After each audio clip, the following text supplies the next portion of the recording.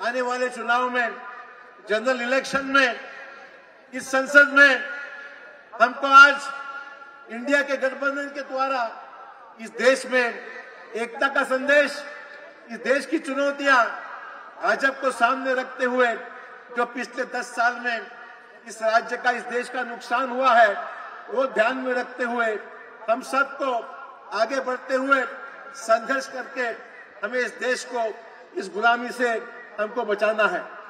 इस देश का जो माहौल हम देख रहे हैं कि संसद बंद हो रही है, संसद में किसी को बोलने नहीं दिया जा रहा है, किसानों की आत्महत्या हर जगह बड़ी पैमाने पर बढ़ी है, अनएम्प्लॉयमेंट, बेरोजगारी, महिलाओं के अत्याचार, ये सब इश्यूज देश के सामने रहते हुए भाजपा इस पे कोई बात नहीं कर रही।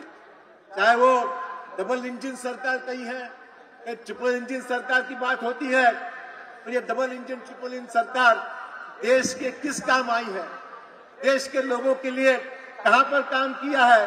अगर हम सोचेंगे तो हमारा वक्त इन्होंने पूरे मसलों को बाजू में रखकर देश में फिरकाप्रस्त ताकतों को उलझाने का काम किया है। देश में नॉन इश्यूज को इश्यू बनाकर उस पर चर्चा हो रही है, तो सही इश्यूज पर देश में कहीं पर भी हमको आज इनका फायदा नहीं हो रहा है। लोग समझ चुके हैं, इन लोगों को गुमराह किया, 10 साल हमारे खराब हो गए।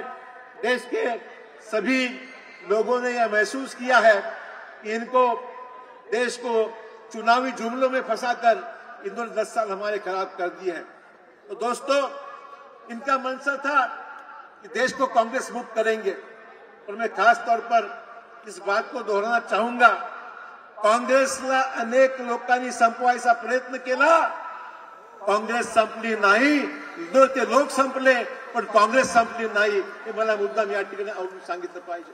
आणि म्हणून आजचा दिवस आपल्यासाठी लोकांचे प्रश्न, महागाई, बेरोजगारी, शेतकऱ्यांची आत्महत्या, महिलांचे अत्याचार, होणारे अत्याचार, आणि या पार्श्वभूमीवर हे निरुपयोगी सरकार, ज्या सरकारने या देशाचा आणि राज्याचा कधी विचार केला नाही, अशा पद्धतीने जे काही सुरू आहे त्याला चोख प्रत्युत्तर आपण जर दिलं नाही तर पुढचे 5 वर्ष मात्र आपल्याला नुसतंच देशाची तबाही पाहायचा वेळ येणार आहे। आणि म्हणून राह संघर्ष की जो चलता है, राह संघर्ष की जो चलता है वही संसार को बदलता है, शिद्दत से जो संघर्ष करता है सूर्य बनकर वही निकलता है। म्हणून या सर्व पार्श्वभूमीवर आपल्याला जे काही विषय आहेत त्याला समोर जावं लागेल।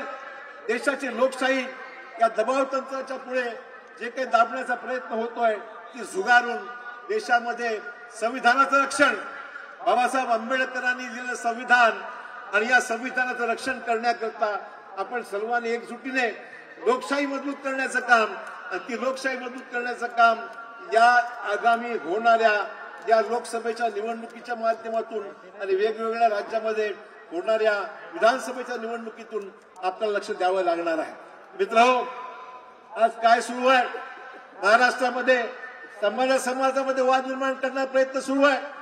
मराठा विरुद्ध ओबीसी, दलितांच्या विरुद्ध दुसरा समाज, एससी विरुद्ध एसटी, आपण पाहतोय की सगळ्या या विवंचनेमध्ये आज लोकांमध्ये फार मोठा संभ्रम निर्माण झालेला आहे। पण मला मुद्दाम आपल्या सर्वांना अवगत केलं पाहिजे, हे जे सुरू आहे हे आपलं मूळ विषय बाजूला राखून समाजामध्ये वाद लावून पुन्हा महाराष्ट्राची सत्ता काबीज करण्याकरता सगळी वाटणी सुरू आहे। आणि म्हणून मित्र, राहुल गांधींनी जी भूमिका घेतली, खरगे साहेबांनी जी भूमिका घेतली, खऱ्या अर्थाने आपल्या सर्व समाजाला न्याय द्यायचा असेल तर आपल्याला जातीनिहाय जनगणना केली पाहिजे, आपला सर्वे करता आला पाहिजे, समाजाचा आपण ज्याला म्हणू सर्वे करता आला पाहिजे, आणि ज्याची संख्या जेवढी आहे त्या प्रमाणामध्ये त्या समाजाला न्याय देण्याची भूमिका असली पाहिजे। ही भूमिका काँग्रेस पक्षाने घेतलेली आहे। सर्वे करा, न्याय द्या, ही आमची भूमिका आहे। पण याच्यावर भाजपचा विरोध आहे, भाजप याच्यावर बोलायला तयार नाहीये।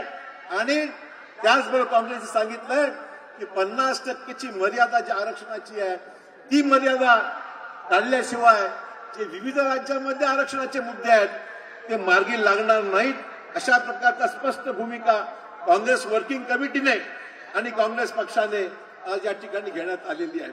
आणि मित्रांनो, अधिक काही वेळ घेणार नाहीये. काँग्रेस पक्षाने शेतकऱ्यांचं नेहमीच काळजी घेतली. मिनिमम सपोर्ट प्राइस काँग्रेस पक्षाने दिलं.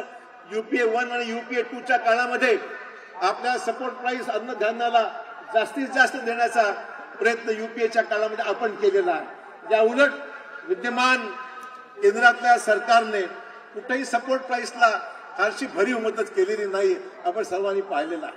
ही सगळी पार्श्वभूमी लक्षात घेता देशाला खऱ्या अर्थाने एक मजबूत आणि स्थिर सरकार इंडियाच्या माध्यमातून तुम्हाला आम्हाला सर्वांना एकोप्याने काम करून आगामी निवडणुका या प्रचंड बहुमताने आपली इंडियाची शक्ती आपल्याला दाखवून द्यायची आहे आणि देशामध्ये आपलं सरकार आपल्याला आणायचं आहे. हा या ठिकाणचा संदेश काँग्रेस अध्यक्ष राहुल गांधी निश्चित घेऊन आले आहेत, याच्यामध्ये कोणालाही शंका नाही आहे. आणि म्हणून अधिक वेळ न घेता मंचावरील सर्व नेत्यांचं सहकार्य, अनेक राज्याचे मुख्यमंत्री उपमुख्यमंत्री आज या व्यासपीठावर उपलब्ध आहेत, आलेले आहेत, त्या सर्वांचं मी आपल्या सर्वांच्या वतीने महाराष्ट्राच्या वतीने मुद्दाम या ठिकाणी जाहीर स्वागत करतो, आपले आभार मानतो. जय हिंद, जय महाराष्ट्र, जय भारत.